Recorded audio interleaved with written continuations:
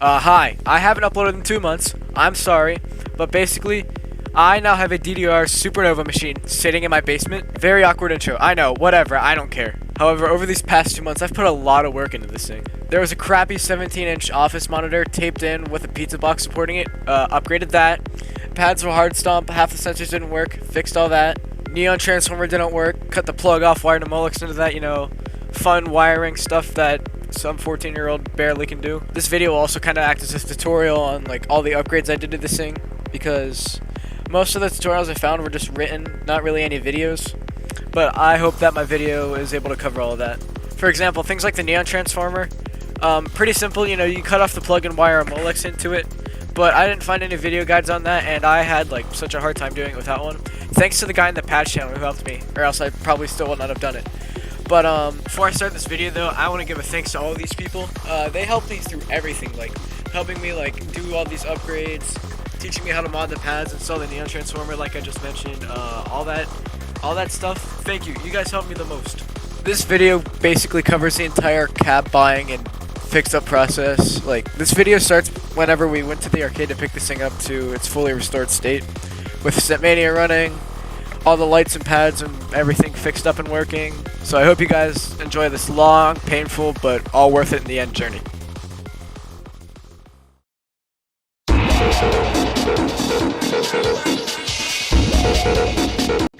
Good morning, people. It's like 7:30. I'm so excited for about getting the cab today that I woke up at like 5:50 this morning, because like I don't even know. I didn't have an alarm or anything. I just kind of woke up. But in about half an hour, we're leaving the house to go pick up somebody that helps us, and then we're gonna go get the U-Haul, drive down to the arcade, bring it back here, load it in here, and then test everything, and then that's when we begin modding stuff. So yep, I will see you guys whenever we go get the U-Haul.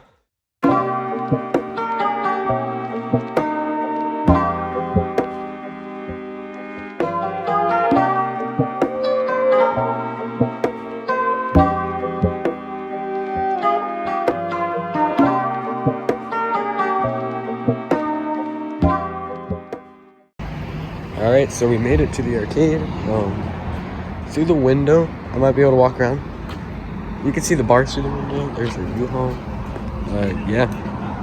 But we made it. It was about an hour drive, and yeah. So if I walk around here through the window, you can see the bars at least. You can see the red outline of the bars. There's me, but you can see the bars in there too. Getting up closer view, those are the two pads, and then there's the actual cab, and the marquee's off of it already. It needs to be, so that's good. There it is. Oh god damn, bro. Alright, so we're inside. Got the pads, got the marquee box. This thing's huge. Like, there's the speakers, the back of the cab with everything in it. It does not have its own PC, which means I need to do that, and then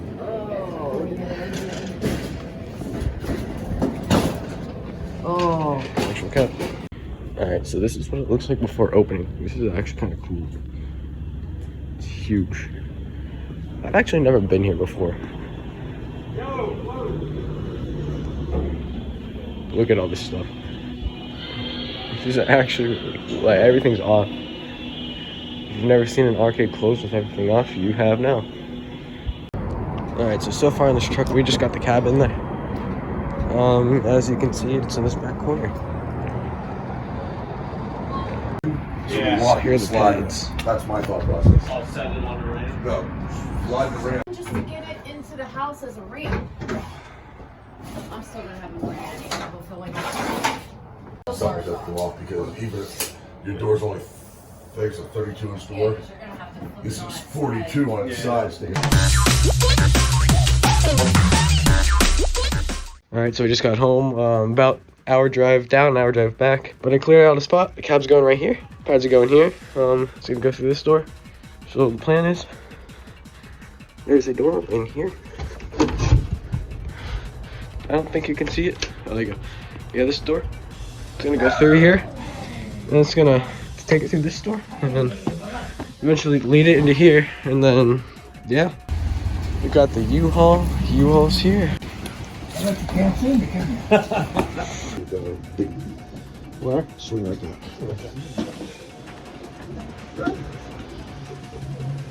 Imagine what you would help drive.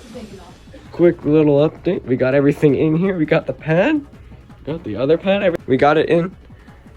Pads here, taken apart because that's how we did it to move it inside. Hooked it back up. Cab works. Marquee box is it's over here. Have to take the speakers off, put them on top of there. This thing is disgusting. As you can see, this is the monitor back here. It's held in by a bunch of tape in a pizza box. $1,500, that's where that gets you for a dance cap. This is completely dusty. It still is kind of dusty, but like it was much worse. Now all we have to do is hook this up to the cab and text to make sure the game works. I got this hooked up. I got the pads hooked up to the cabinet. Still not screwed together, but we are gonna turn it on and test it. So I come back here. There's a switch back here. Now you can't see. It's loud as hell.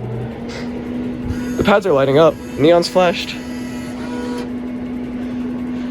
Pad lights work. Means they're hooked up. We got the cab working. It's running the game. We don't have the top speakers in right now, so it's just pumping bass. But look, pad lights work. The blues are pretty dim, but they still work. Neons work. They just flicker. But like all these, this stuff all works. It's good. Now we just have to pad mod and then install Stepmania later down the line, and then that's it. Alright, so after a few hours, our status, we got everything working. Micah left. He's the guy who was helping me. We got the top speakers plugged in and working. We dismantled this. We literally just ripped them out of this marquee box. This panel was stuck. I can't remember if that was there the last time I was recording. This was stuck down. We got that. We just took the back off for ventilation. We put a fan here, a garbage can here. All our extra materials. So half the screws, pretty much all the screws on this pad, I'd say were stripped. So in the meantime, while we were recording, we got a screw extractor kit. So those are just the ones that you screw it in, you flip the bit over and it comes out. And then we got this kit because it had the security bits and we needed those to. There was a lot of tape around this monitor, like you couldn't see the edges of the screen. So we used that to take this top bracket off so we can access the screen. And then we could rip the tape off. What else did we do? I'm trying to think here. Oh yeah, we used that to open the marquee box. And the marquee the actual marquee is over here. I'm gonna put this on my wall. I don't know where yet. Focus, come on. Okay. Yeah, that's going on the wall. But like I said, yeah, we just took this top bracket off. Yeah, you see it just fell off. We took that off. That let us slide the marquee out. That gave us access to all this. Cut all the zip ties and just separated the speakers from everything else. So in the back of the cabinet, which I will show you, give me a second. Sorry for the cabinet fan being really, really loud. But in the back of the cabinet up here, we got the speaker cables. We got so these are the cables that are supposed to connect to the marquee. So we got the speaker cables, one running out of each. They just kind of jump to each other. And then down here, this green cable, it's a ground cable. And then there are probably 6 cables coming out of each hole up there. We only use 2 of them for the speakers and the rest for the lights and stuff like that. But yeah, this jank monitor situation where it's being held up by tape and a pizza box, that's getting replaced probably by the end of the year. Oh yeah, we also cleaned off a lot of this stuff. We put the pads back together. We kind of put it in a nice little spot. Yeah. So from the other side of the room, this is what it looks like right now. I still have a little bit of cleanup to do because my room's really messy from working on this. So, yeah, more pad modding has to be done though, because I wasn't able to get all the screws out like I said. So once we get all these out, we're gonna countersink. We're gonna sensitivity mod them, and I also got some brighter white LEDs from icedragon.io, the site where you get the stack boards. So I'm gonna put those in here. They're like a really bright white. So in here was the volume controls for the subwoofer and the speakers, because they're on two separate things. So you can adjust how bassy it is and then how loud it is up there. And then these are the test and service controls, which I use for making sure everything works. And as you can see by these meters, I believe that's the amount of plays on this cabinet. So like on the P2 side, 31,000 plays. Meanwhile, on the player 1 side, 1,500 plays. So you know, a lot of a difference. I think actually right now I'm gonna take these speakers and put them on the edges just so they look a little better. Like this. There we go. That already looks better. I will get back to you once we get all this stuff done, which will probably be a day or two. So I will see you guys then.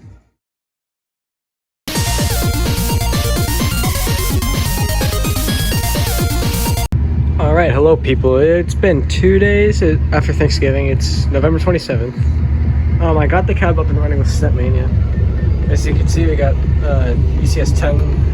I just have it cycling so you can see the pads. I got it to light up with the music.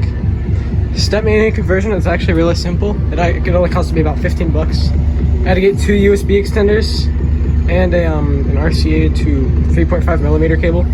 Run it up from the Python 2 and plug it into the computer in the back. Alright, so you can see here I have a computer and there are 2 USB extenders. Right below this white USB, there's 2 extenders. So down here in the Python 2, there are 2 USB cables that were plugged into the PlayStation originally. I got 2 USB extenders, ran those up to my computer through the cabinet. Those plugged in. And then the audio amplifier thing right here. These 2 like braided gray cables right here. Those just run up and plug into the headphone jack on my computer, which gives us audio, obviously. And then with the Star Wars fork of Stepmania, with that fork we get the full pad and light support. So you can see the pads are lighting up with the arrows. That's a preference. And that's not like default, but if you go into the preferences on I file and then edit something, then you can make it light up with the arrows rather than when you step. But the neons work, the buttons work when I'm in the menu. I'll show you. They light up with the BPM, like whenever you're going to select a song. They light up with the BPM of that song. Like this one's 240, you can see that they're kind of synced, but like one's slower than the other. I think it's like, I don't know how the difference is, but yeah, the next step is to get some of these stripped screws out, because you can see all these screws in here are still stripped, can't get them out. But I did buy a kit that I can get those all out with, so that'll be done tomorrow. And then after that, pads will be modded. So they'll actually be sensitive and raised, and I can play on my socks instead of these shoes that don't move at all. Alright, it is now Wednesday, so no update, but one really interesting thing I found out about how they modded these pads. They literally just put tickets under the sensors, like these paper tickets. I don't know. 1 coupon. Sorry about what's blocking my camera, I don't know. There we go. Yeah, but that's really interesting. Okay, so a day later, I was able to get into one of these panels. Look at how disgusting, absolutely disgusting it is. Like there's rocks, dirt, hair, everything imaginable. Like this paper stuff. Like look at some of the screws that were on these. They're all hairy and dusty. We got this up arrow as cleaned out as much as we could, but look at the amount of dirt in this one and this one. Well, this one's not nearly as bad as that one, but for their pad mod, look, they have tickets under these like sensor holder thingies, which is really funny. The arcade like stopped using these years ago, so that tells you how long ago since they've actually like done anything good with this machine. Pad modding is next. Anyway, I've gotten an hour of work or so in since the last time I recorded that last segment, and I've completely cleaned out, at least to the best of my ability, the player 1 pad. Now, well, at least these metal parts. I took the neons out because I'm getting LED squares to put in it, and in order to do that, I need to take these out. Yes, I know you can see my feet, but I still have to clean these parts out, and my vacuum's having trouble reaching back there, so those are hard, especially behind these sensor brackets and the sensor channel things. P1 is almost clean. I just have to get these channels in the corners, and then that will be fully clean, and I can put the sensors back in and start modding it. I got all the strip screws out in my side of the pad. Look at how dirty that is. Like, you can't make that. Oh my god. I ripped out all the sensor channels, got all the out bracket screws out too. I don't know if that was done the last time I recorded though. But yeah, look, all those strip screws are out. Once I got out today, I put here, and look at how bad those are. They were Phillips head before that. And the reason my hands are like disgusting is because these L brackets were like disgusting. They had like a previous layer of foam on them, and then when I ripped them off, they left a bunch of foam residue. Actually, here, I'll show you. Like, there was a lot more even than this. But now, I like drown these things in Goo Gone. Dominic, I know you told me not to do that. I am sorry. I did it anyway. But it actually worked. So, yeah, it's scraping off pretty clean. I got this putty knife. If you're in my situation, just get a spray bottle of Goo Gone, spray each out bracket probably 3 times, and these guys, I sprayed probably about the same. Maybe, but probably by tomorrow morning, my side of the cabinet, my side of the pads will be ready to play on. To get these strip screws out, I use this speed out. I'll put a picture of this right here. It's like $15 at Lowe's. All right, so after about 2 hours, the entire process from putting these into Goo Gone until fully cleaning these off, I started about 6:30 and it's now 8:30, and these are all cleaned. As you can see, I could just flip any one of these over. They're pretty spotless. That's not stuck on there. I could just wipe that off with my hand. But I got all 16 of these sensor channels and 16 of these L brackets. But this is the aftermath of my utility sink scraping off all the paper and the amount of Goo Gone that has gone down to the bottom of the bowl. The next part of the process is to get this adhesive off. It's like it's the opposite end of the stuff on the sensor channels, and I don't think the stuff will be too bad because it's not that stuck down. But like I can't peel it off with my hands or some liquid. So whenever I got the L brackets and the sensor channels cleaned out, before I put the Goo Gone on them, I put them in a bowl like this. I would take the dish soap, I would just go crazy with that stuff. You know, probably not a good thing to do. Make sure the water was on the hottest it could be, and then fill up the dish and let it sink. Alright, so it is the next day, 1:23 p.m. I've made even more progress. I've countersunk the pads.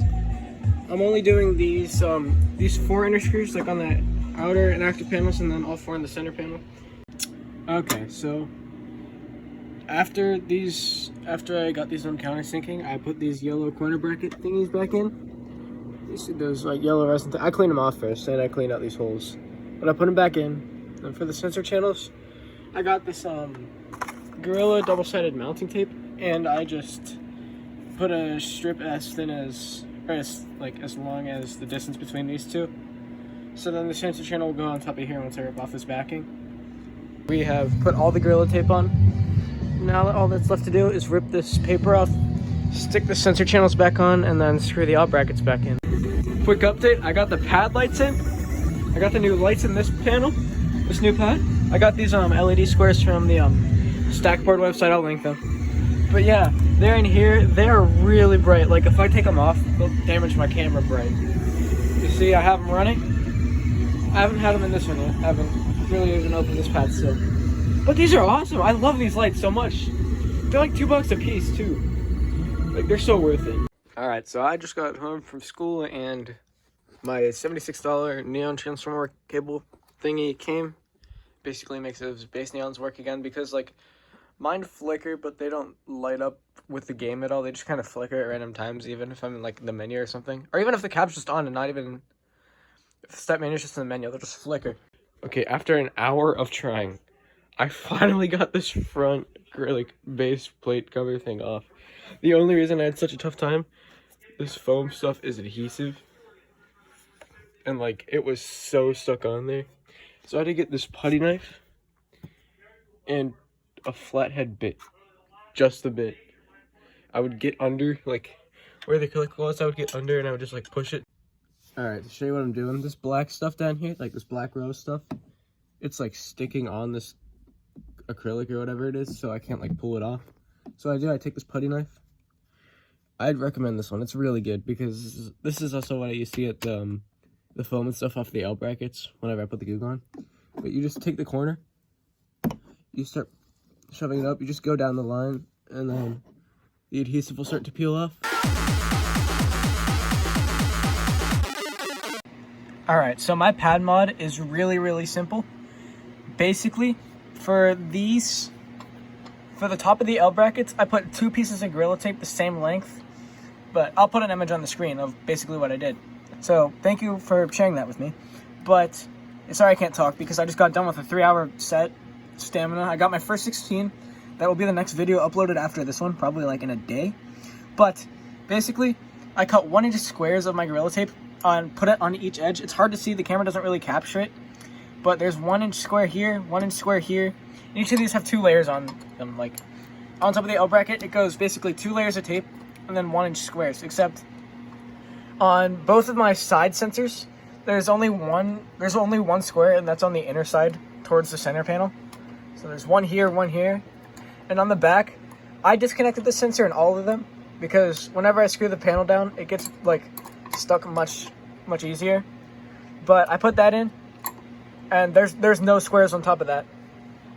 But for basically under the L brackets, under each sensor, I cut 1/2-inch squares of tape, like basically tape thin enough that it fits on top of the sensor without going and touching the sensor channel. You do not want it to touch the sensor channel because the panel will much easily get stuck that way. But I stacked 8 pieces of 1/2-inch tape, and then I put 2 of those stacks on each. I put 1 stack on each edge for all of these. Like I said, the image on screen will better depict on what I'm saying.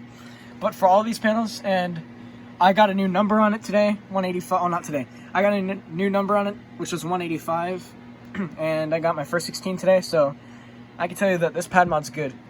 But if it's not sensitive enough for your liking, or it gets stuck, yeah, make sure it's not touching like this one is. I have to fix that. But make sure it's not touching any of the edges, because it gets stuck down, as you can see.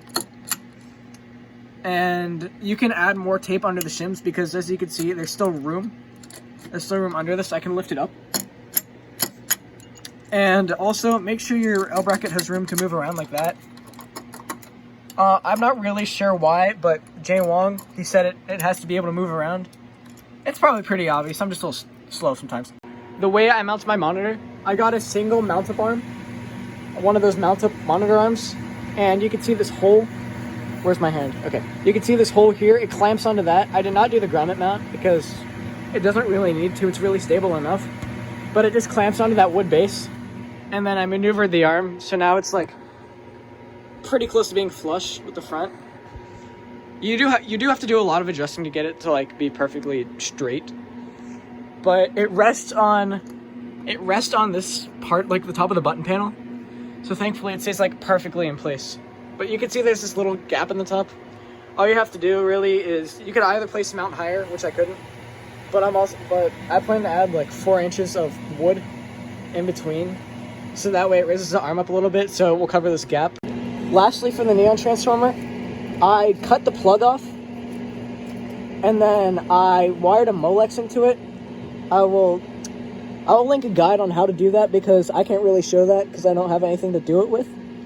But I cut off the Molex and I plugged it into the original one. And then, so basically how I replace the neon transformer, you see, Python 2 tray is right here. So under that, I'm not going to slide it out, but you need to unplug everything and slide it out. I have the neon transformer here. It's plugged into the Molex, which I showed earlier. It's plugged into the Molex over on this left side of the machine. But basically, the neon transformer, it runs through that middle hole, and then each wire coming out of it, and then it runs into the neon transformer. But when taking the old neon transformer out, make sure that you remove the wire from the old neon transformer. Like where the old one was, just replace that wire with the new one because there are 2 wires going into the neon and you don't want to replace that second one. So just replace the one from the old neon transformer, plug in your Molex, and it should be running with Stepmania. Thank you for watching this 24-minute journey of completely repairing, restoring, whatever, a DDR cab. And I only got this thing for $1,500. I think the arcade owner was trying to get rid of it for some ring toss game or whatever, which is why I got such a good deal, because he even knew the current market, yet he still gave me a good deal. So it was definitely worth it. Even if it cost more, it would probably still be worth it, even with all the work I had to put into it. But yeah, that concludes this video. I hope you found everything helpful, and if you have any questions or something went wrong, and if you did it the same way I did it, whatever questions you may have, just put them in the comments. I'll try to answer them, or join my Discord here, which you really should do. Link right there, also in the description. I'm also live pretty often on Twitch, at least now I'll be, because I wasn't before, but now I'm going to start going live again pretty often. Link right here, also in the description. and subscribe to this channel because I'm trying to hit 300. But thanks for watching. I'm going to do a lot more score posts, and because I got my first 16 tonight, so that will probably be the first one. And I will see you guys in the next video.